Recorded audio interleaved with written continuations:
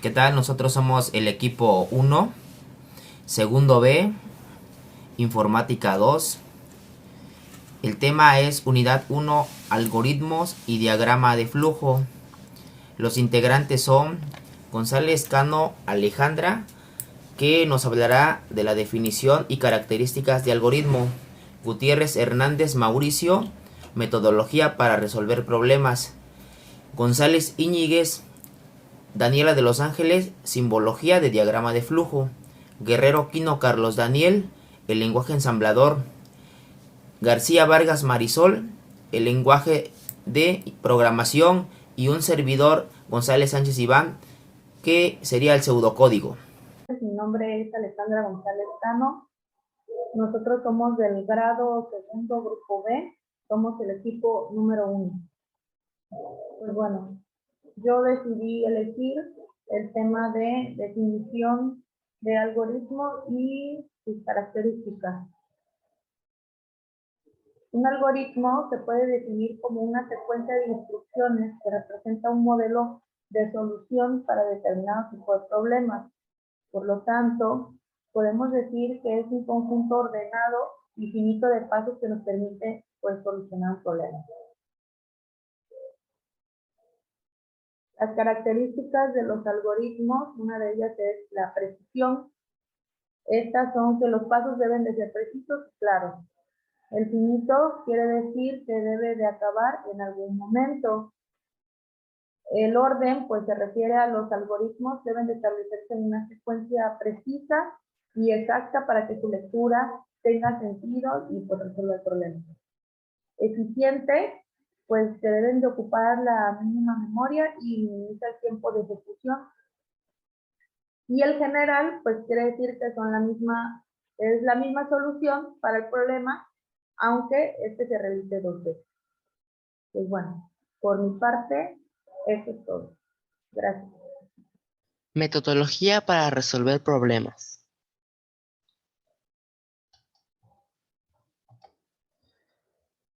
Cuando se desea resolver problemas, es conveniente plantearse una metodología que organice e indique cómo se abordará la búsqueda de la solución para evitar la pérdida de esfuerzos, recursos y tiempo.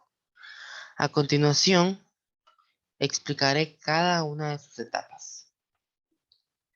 Número 1. Identificación del problema.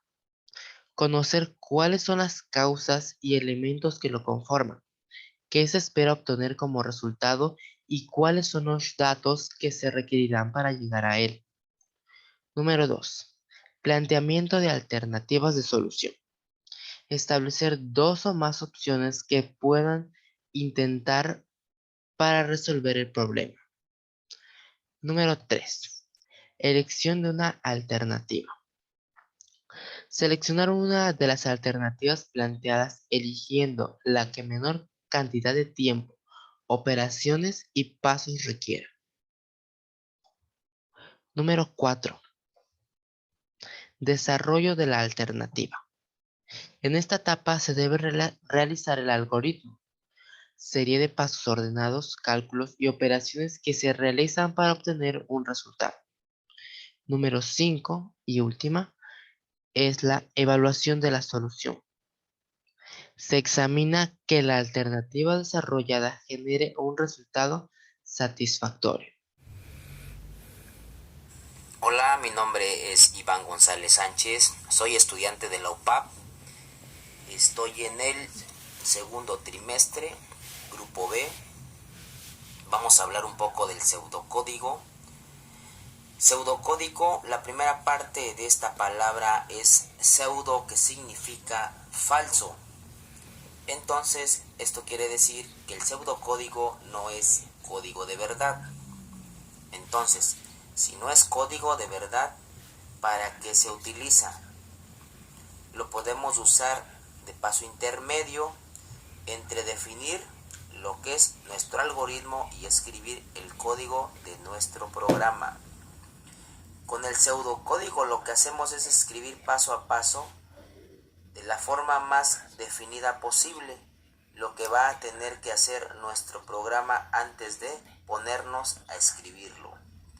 No hay ninguna manera definida de síntesis de cómo escribir el pseudocódigo. Ejemplo. Primero escribimos el nombre del programa, que sería sumar dos números. La siguiente línea sería mostrar, escribe primero. La siguiente línea sería leer N1. Después mostrar, escribe el segundo número. La siguiente línea N2 que ha introducido el usuario. Después hacemos la operación y vamos a guardar el resultado en una variable N3. Y por último vamos a guardar este resultado y colocamos fin para indicar que nuestro programa ha finalizado. Gracias por su atención. A mí me toca hablar acerca de los símbolos de los diagramas de flujo.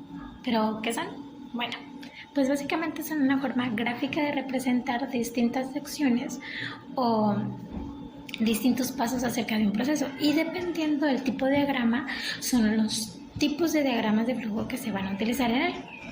Obviamente no es igual los diagramas que se utilizaban antes a los que se utilizan actualmente, y realmente es muy necesario saber su función y cómo se llaman y para qué se ocupan, puesto que de esta forma hace todavía más fácil su entendimiento, y tanto la persona que lo realiza como la persona que lo ve lo entiende perfectamente. Así como se muestra en la diapositiva, hay distintos tipos de símbolos y cada uno tiene su función específica, como lo son los símbolos de inicio y final, que básicamente se utilizan para representar el inicio de un proceso y el final de un proceso. El símbolo de acción o proceso, que también se utilizan para representar cualquier tipo de proceso. Las líneas de flujo sirven para representar el orden en el que se indica un proceso, y pues básicamente la siguiente instrucción, y se pueden representar tanto en flechas como en líneas. El símbolo del documento impreso, básicamente como su nombre lo dice, es un documento o informe impreso que se anexa en cierta parte, al igual que el símbolo del multidocumento, que representa un multidocumento en el proceso.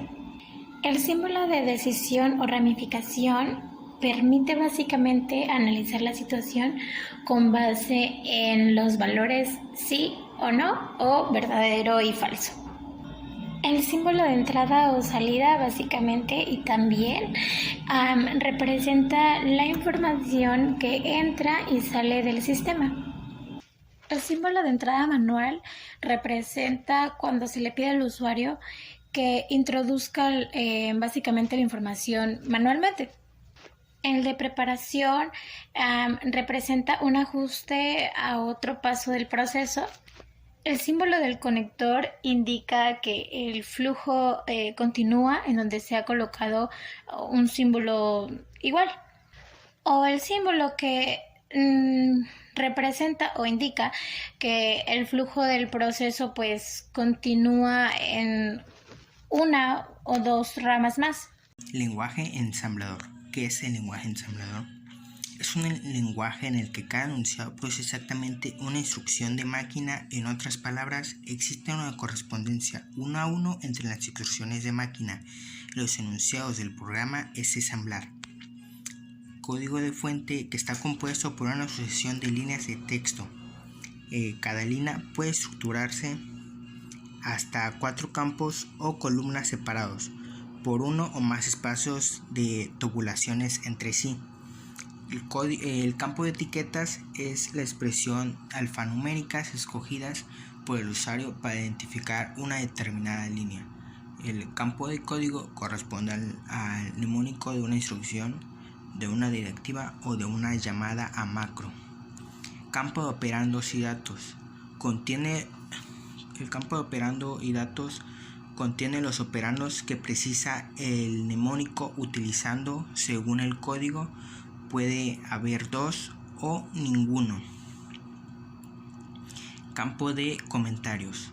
Dentro de una línea, todo lo que se encuentre a continuación de un punto y coma será ignorado por el programa. ensamblador y considerado como un comentario. El código binario es un sistema de numeración en el que los números se representan utilizando las cifras 0 y 1, es decir, solo 2 dígitos. Eso en informática y en electrónica tiene mucha importancia, ya que las computadoras trabajan internamente con 2 niveles, hay o no hay corriente, pulsado o sin pulsar. Esto provoca que su sistema de numeración natural sea el binario, por ejemplo, 1 para encendido y 0 para apagado. El sistema binario se basa en la representación de cantidades utilizando los números 1 y 0. Cada dígito o número en este sistema se denomina bit. Por ejemplo, un número en binario 1001 es un número binario de 4 bits. Recuerda, cualquier número binario solo puede tener ceros y 1. Los números binarios no se leen, solo se representan. Y en conclusión nos dice que los algoritmos son una manera de expresar cualquier situación por medio de una secuencia de pasos ordenados y lógicos. Sería todo por parte del equipo 1. Muchas gracias por su atención y hasta pronto.